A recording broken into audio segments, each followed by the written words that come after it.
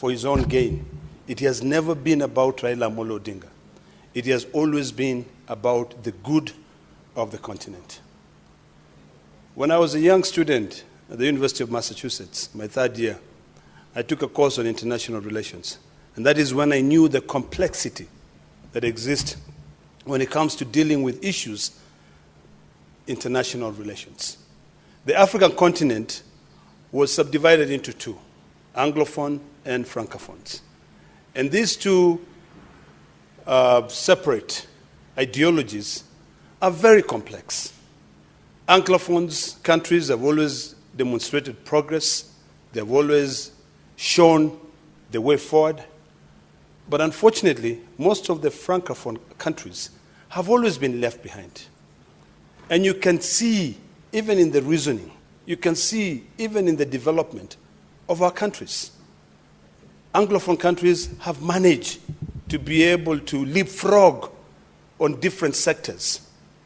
If you look at Kenya as an example, Kenya developed the first money transfer system to be able to assist those less fortunate, people who are in rural areas, to be able to also get banking services.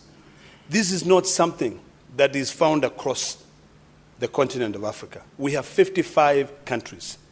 If Raila Amolo Odinga would have been given the opportunity to become the chairperson of the African Union Commission, to be able to advise the 55 presidents, to be able to give his wisdom on all the different organs of the African Union, so that we achieve the African Union goal of 2063, where we have good hospitals, where we have good road networks, where we trade, this continent would have had a very different perspective on good leadership. But that never happened. And in fact, if you compare the two candidates, I dare say, even in terms of understanding of the role that the chairperson of the African Union Commission plays, Raila Amolo Odinga was way much above the gentleman who eventually won.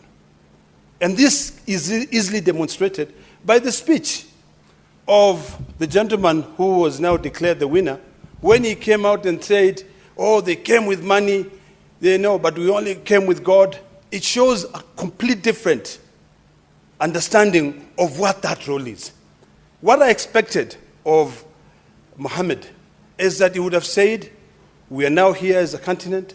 My role now is to act as a key advisor of all these 55 presidents. You know, a lot of people did not understand the role that Raila Amolo Odinga was going to play as a chairperson of the African Union Commission.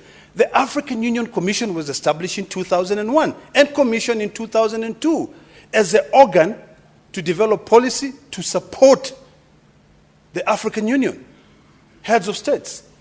Mr. Speaker, you could equate it to the Council of Governors, where you have the Secretariat of the Council of Governors. The Council of Governors advises the 47 governors that we have in this country. So people took it differently, you know, but that shows how powerful Raila Amolo Odinga is in this continent.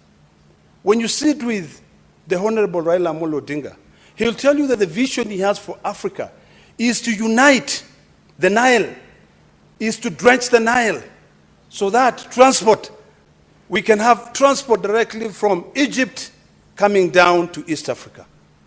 I hope that now the new chairperson of the African Union would be able to borrow that from Raila Amolo Odinga. I love what Raila Amolo Odinga said, that I'm still available to offer my services, my advice to the African continent, if any other position arises. That shows maturity when it comes to leading Africa. We're a continent that is divided. And unless we all sit down together and reevaluate the 2063 goals of the African Union, by 2063, you will still find African countries that still people beg in the streets. I think I'm tired of seeing people beg. I'm tired of going to our counties and finding that we have got no medicine, just because of the algorithm that is developed by international communities or India, United Kingdom, the US, when it comes to selling all their drugs to this country, that we cannot even develop our own drugs to be able to help our people get better. We just have to depend on this algorithm. I think it is about time that even if Raila Amolo Odinga did not become the chairperson of the African Union Commission, it is time for us to sit down with His Excellency Raila Amolo Odinga and say, can you please demystify your vision so that even here in Kenya, we can be able to develop our foreign policy. We can be able to develop our foreign policy in a way that it assists us develop this nation. You know, when you sit with certain cabinet secretaries, they will tell you that the amount of wealth that we have in this country is enough to allow us pay all our debt, to allow us be able to lend money to other countries. These are things that we need to be discussing now. If we invest heavily in the mining sector of this country, we can be able to develop our economy. Mr. Speaker, sir, when I sit here, even the text messages that I receive of the potential of my own county of Narok when it comes to minerals is overwhelming. When I receive text messages of the potentials of where my good friend, the vice chair of PAC comes from, Taita Taveta, the potential of that county, the potential of Kwale in terms of the mining sector, that is enough to be able to help us leapfrog. And Mr. Speaker, with this current debate where America is talking about America first, where Germany is talking about Germany first, where they are saying now it is time for us to be real Americans. If you are a foreigner, ship off and go back to your country. I think it's about time that we take that unfortunate policy direction to make it better for us. Always take something negative and make something positive out of the outcome of it. If we can get these African brains who were economic refugees in America, who are economic refugees in Germany, come back and commit themselves in our continent, we can then be able to make a lot of progress. Mr. Speaker, I see this as a great opportunity for us to have our discussions on how we are going to end poverty in this African continent. Not only to talk about the war in DRC and Congo. You know, it's only the bearer, the wearer of the shoe that knows where it hurts the most. When people criticize the president of Rwanda for taking a particular position when it comes to this issue of the war, the conflict with DRC, they are not the ones who are going to receive all those refugees who are going to troop into that country, small country. It is only him who knows the position. So when my colleagues talk about us or criticize the current president of this republic that he should have taken a different position, the position that SADC wanted to be taken, yet His Excellency President William Ruto is the chairperson of the East African Commission, what do they expect him to do? To go there and deviate from the role that the East African community want, for him to go and give his vision? I think it is important for all of us to understand the dynamics that plays. It is important for us to understand what is in our interest. If we have our neighbors being stable, it helps this country. If Rwanda is stable, Kenya is assisted. If Tanzania is stable, Kenya is able to trade with Tanzania. But now, when we say that because SADC countries want a particular position, do we even go back and ask ourselves, what is this position? What exactly is fueling this position? When you take some time and you try to understand the dynamics, when you look at the economy of the DRC, you will see a lot of minerals in that country. When you look at the economy of South Africa, you will see a lot of minerals. Anyone who would want to be able to have a position contrary to what other superpowers want would want to align themselves in a position whereby they say, we are developing these minerals for ourselves, so let us bring our interests together, and that, in most cases, if we just jump in and we say, yes, this is the way to go, we might end up being isolated. So, Mr. Speaker, what His Excellency Raila did is something that, for me, I will always remember him as someone who has put the interest of not only Kenya, but African continent first before his own personal interest. You know, some of us, Mr. Speaker, in some of our own religious or personal moments, we even contemplated saying, since the position of the chairperson of the African Union Commission is to advise on policy, on the economy, politics, you know, as well as other areas to do with social affairs, why not split that commission into two? Why not split? And then we converge, we come together and sit down. Why don't we say the Anglophone countries have one commissioner, the chairperson, the other one has another commission, so that we now come and say, these are our social issues. Because, Mr. Speaker, when you find that the now current chairperson of the African Union is talking about, they came with all these, but we just came with God, instead of advancing and saying, now that the elections are over, let us go together as one, what would you conclude on? In my simple conclusion is that our differences in terms of our cultural upbringing will never help us be able to see that as diversity, as adding diversity, but it will always show us as if we are different.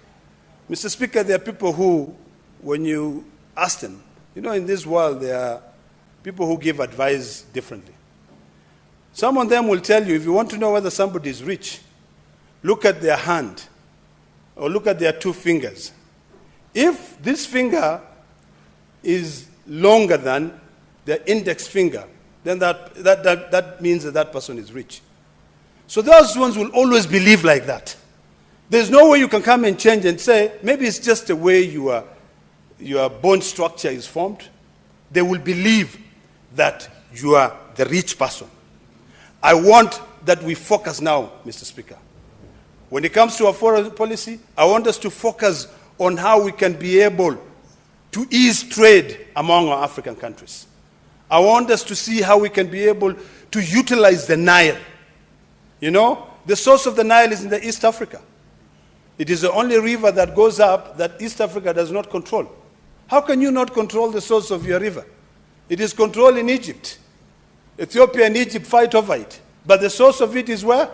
Is in Uganda and Kenya. So really, it is time for us now to start asking ourselves, how are we going to benefit from our own resources? We cannot be slaves of our own resources. We now have to sit down and ask ourselves, now that we failed in making sure that we have Raila Odinga as a chairperson of the African Union Commission, why don't we rethinking and bring it back home and say, we have the East African community? Can we set up an East African commission that will look at our policy, will look at our politics, will look at our economic affairs, will look at our social affairs, and try to figure out how do we create this shock absorber? Today, Mr. Speaker, when you hear a president taking a position, and I think those wise men who set up the African Commission and we put up a chairperson was very wise. Because they did not want the president taking a particular position.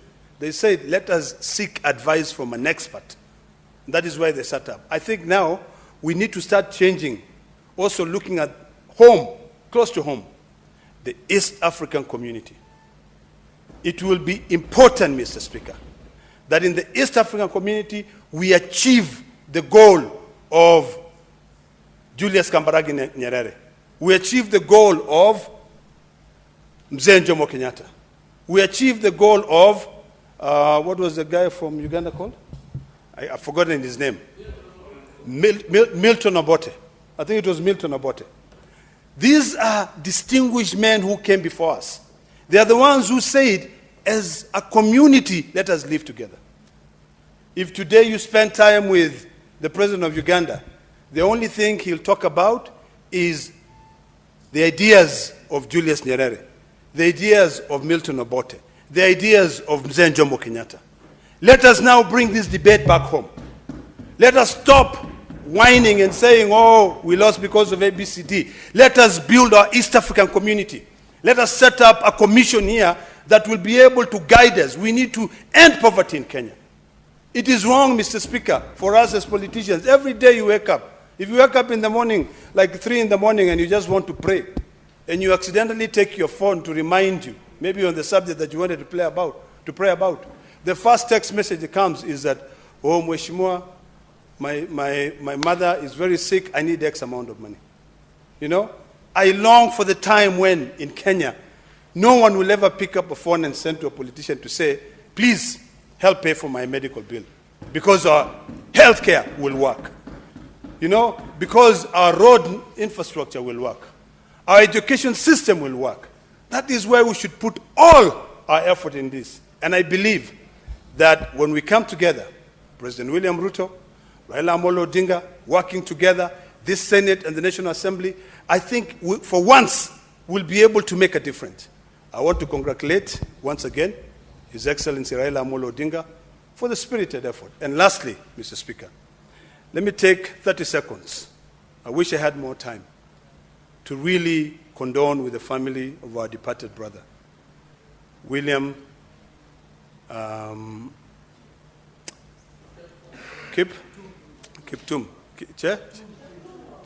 not Kiptum, Cheptumo. This is a gentleman whom I really knew very well.